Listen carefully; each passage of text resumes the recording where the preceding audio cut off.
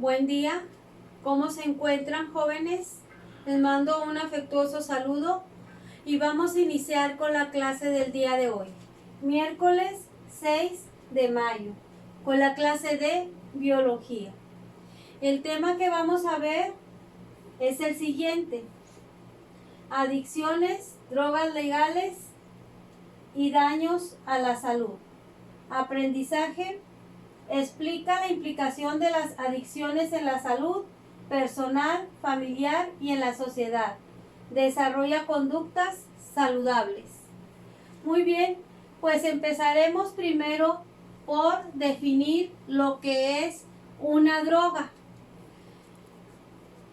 La droga es cualquier sustancia con capacidad de alterar un proceso biológico o químico en un organismo vivo con propósito no nutricional.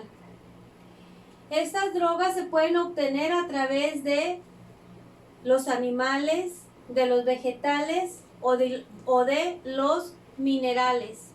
Los efectos que pueden traer es alucinaciones, depresiones, neurológicos, entre otros. Veamos ahora lo que es una adicción. Según la Organización Mundial de la Salud, es una enfermedad física y psicoemocional que crea dependencia o necesidad a una sustancia, a una actividad o a una relación. Como pueden ver ustedes, no nada más se hace adicción a una droga, puede ser a cualquier sustancia, a una actividad, ¿sí? Como puede ser, por ejemplo, los atletas que se acostumbran a hacer ejercicio, que cuando no lo hacen, pues se sienten mal porque su organismo ya están acostumbrados a esa actividad. A una relación, ¿sí? Cuando se acostumbran, por ejemplo, en un noviazgo, a estar con cierta persona y esta persona cuando quiere terminar no lo acepta, entonces se hace como un tipo adicción que es una enfermedad. Bueno, pues estas adicciones afectan el comportamiento de la persona que lo padece, ¿sí? Entonces vamos a ver que también las drogas se pueden encontrar como drogas legales y drogas ilegales. Las drogas legales que normalmente conocemos son tabaco y alcohol. Estas son de libre venta, las podemos encontrar en cualquier lugar, desde la tienda que está cerca de tu casa hasta en un centro comercial, y no está prohibida su venta. Sí se prohíbe, pero a menores de edad. A mayores de edad tienen la absoluta libertad de ir y comprarlos, ¿sí? Y las drogas ilegales, algunas, porque hay muchas. Aquí menciono a las metanfetaminas, a la cocaína y a la marihuana, entre algunas. Estas drogas dañan nuestra salud todas, aunque sean legales o aunque sean ilegales, ya vemos que afectan nuestro sistema nervioso central. En clases anteriores vimos cómo funcionaba, que el sistema nervioso central era el que coordinaba todo el movimiento y las funciones de nuestro organismo. Es el que manda las señales y es el que manda a las células a determinado órgano para que funcionen como deben de ser. Entonces, ahorita yo les voy a pasar un video donde se va a adentrar más en cuanto a lo que son las drogas y las adicciones, para que vean un poco más claro los efectos y el comportamiento que tienen las personas cuando se hacen adictos a estos tipos de drogas.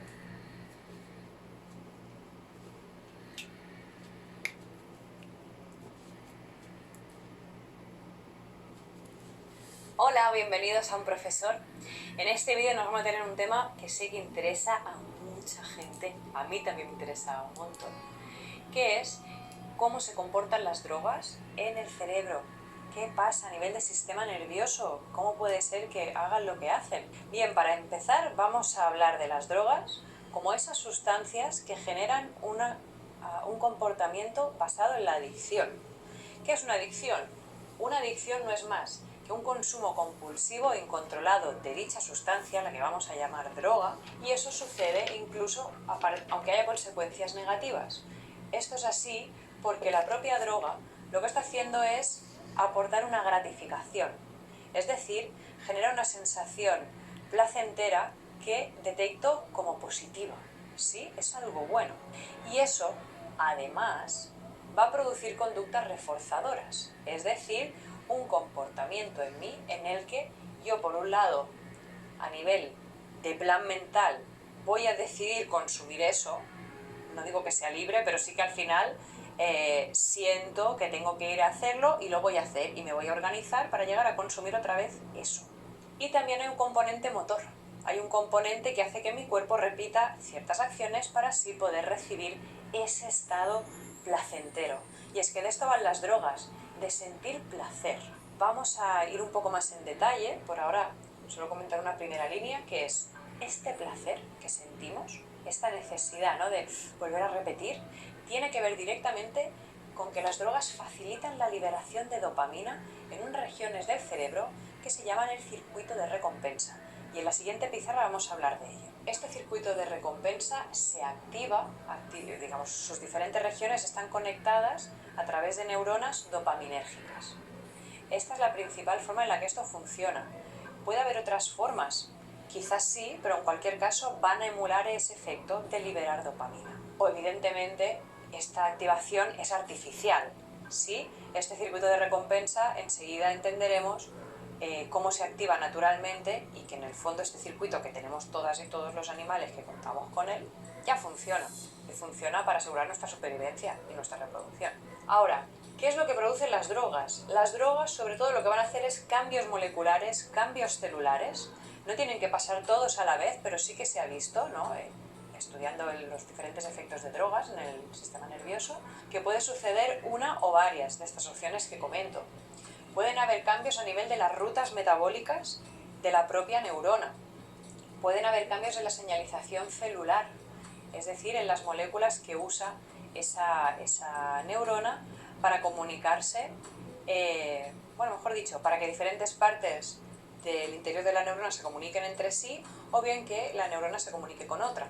Esto muchas veces sucede de la mano de un cambio en la expresión de los genes, de los propios genes. El ADN es el que es, el ADN no se toca, ¿sí?, pero puedo acceder más o menos a algunas de las regiones. Y estos cambios en la expresión de ese material genético pueden tener que ver con cualquiera de estas dos modificaciones, o con otras como es que se reduzca el número de receptores para un determinado neurotransmisor, o al revés, que haya un aumento.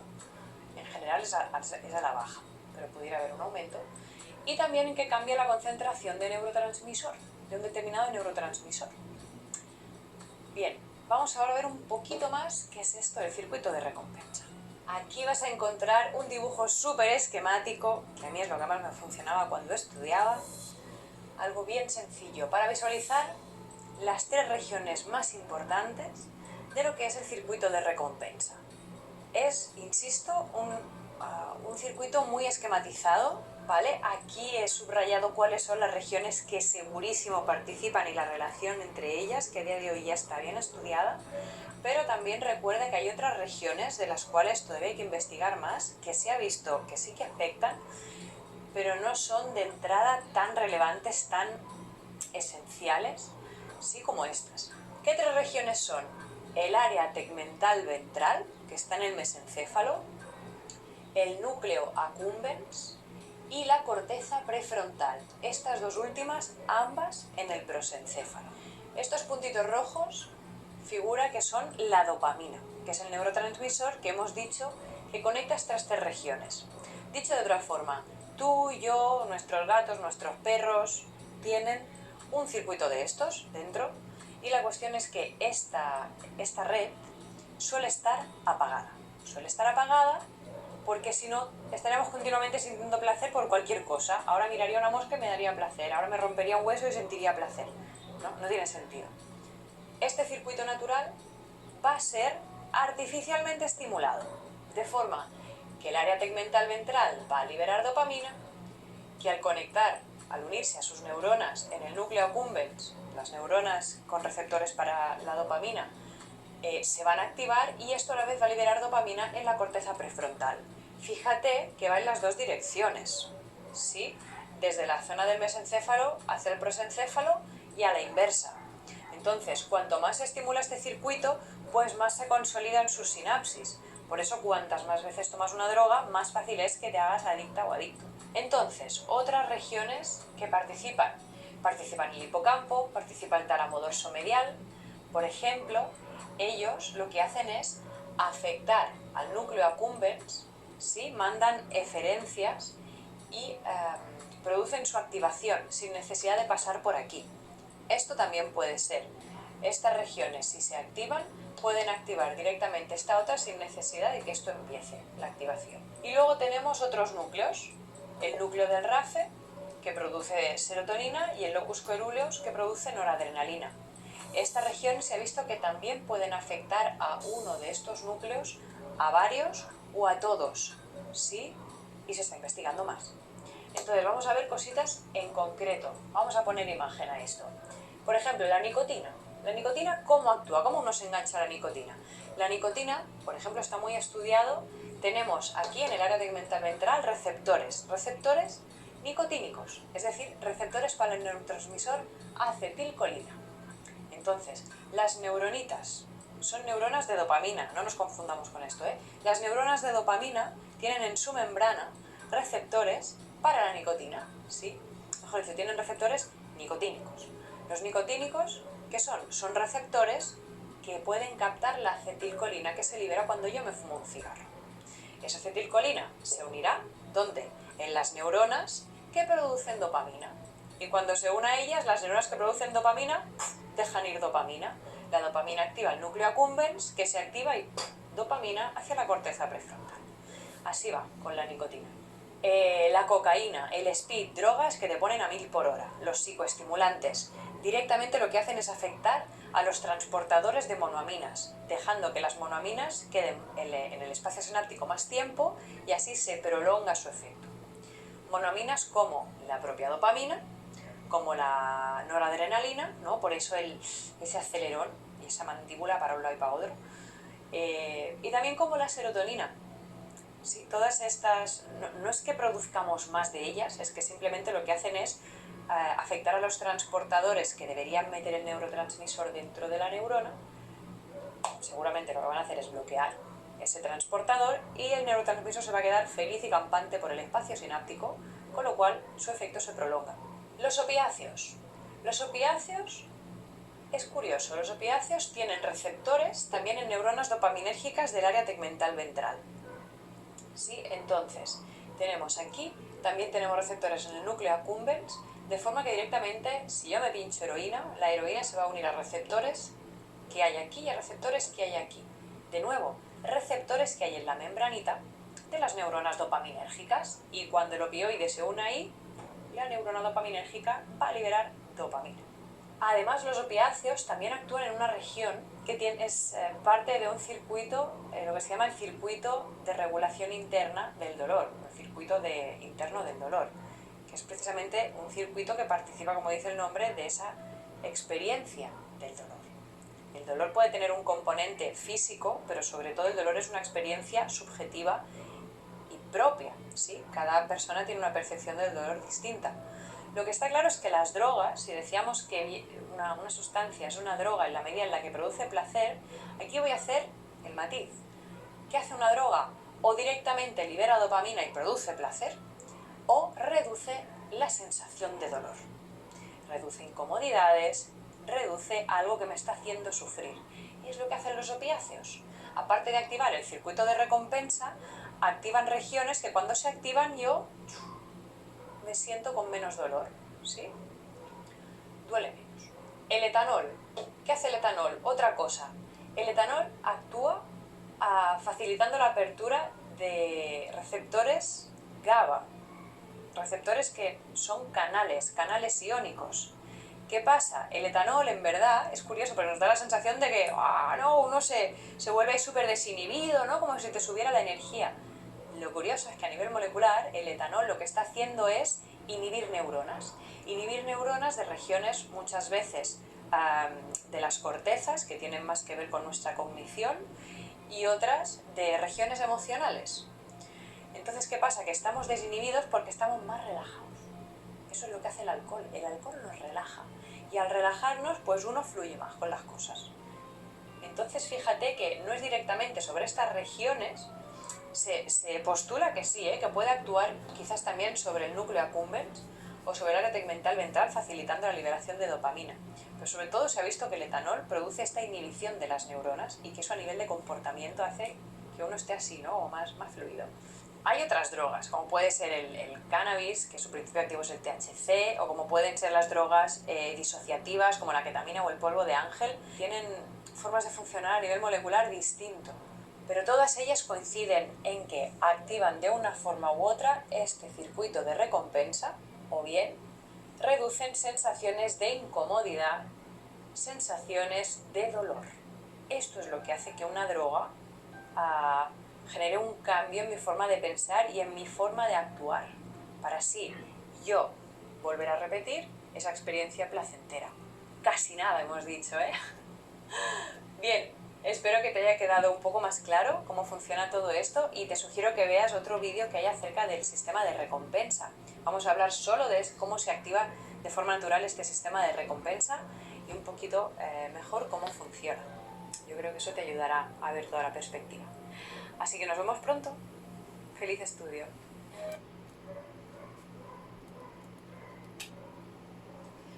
Muy bien. Pues aquí en el video vimos cómo las drogas dañan nuestro cerebro. No se asusten con todos los términos que dijeron en el video de sustancias que son las que interactúan con el tipo de droga, porque eso no es lo importante, o sea, que te aprendas las sustancias que se liberan o que se alteran en el cerebro, sino el daño que te está causando. Al principio, cuando tú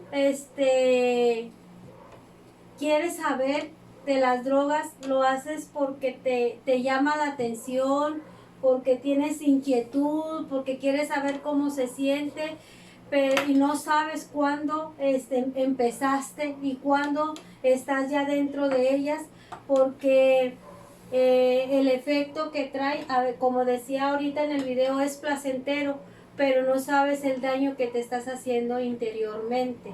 Por eso hay que tener mucho cuidado con eso.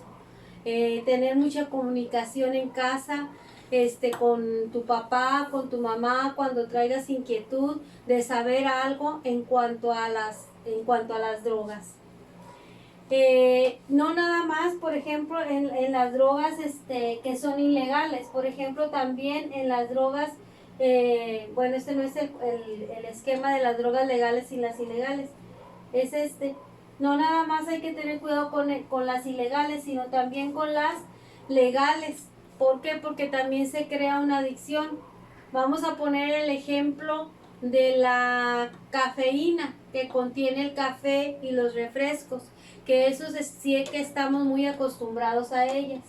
Pero hay personas que no viven sin tomar su café o sin tomar su refresco.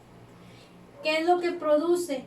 Pues les da energía, se sienten contentos, les quita la depresión, entonces por eso es que la consumen. El día que no la consumen sienten esa diferencia en su organismo.